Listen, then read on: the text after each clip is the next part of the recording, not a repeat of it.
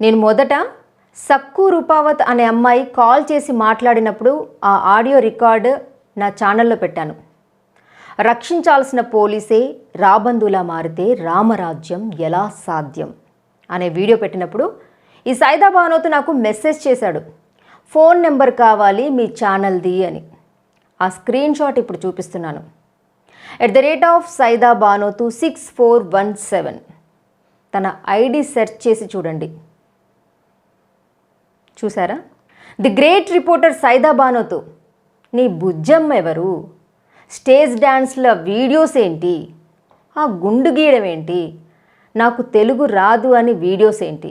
పోలీసుల మీద జోకులు వేస్తున్నావా అంటే చిన్న భాషకు చెప్పు అనుకుంటూ సిగ్గుందా అసలు నీకు? షార్ట్స్లో మీ ఫ్యామిలీ వీడియోస్ కూడా పెట్టినట్టున్నావు. పిల్లలు దేవుళ్ళతో సమానం అంటారు.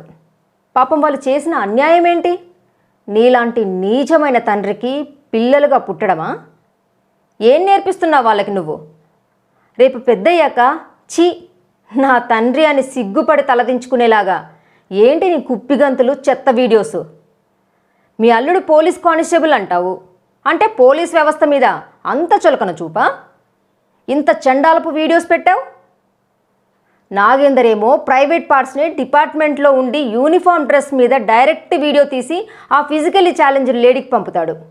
నువ్వేమో ఫుల్ వీడియోస్లో న్యూస్ పెడతావు, షార్ట్ వీడియోస్లో చిన్న భాష అని చెత్తను చూపిస్తావు. ఏంటి నువ్వు నాగేందర్ సార్, మీ ఇద్దరేమైనా తేడానా? మీ ఇద్దరి ప్రవర్తన చూస్తుంటే నాకు అలాగే అనిపిస్తుంది.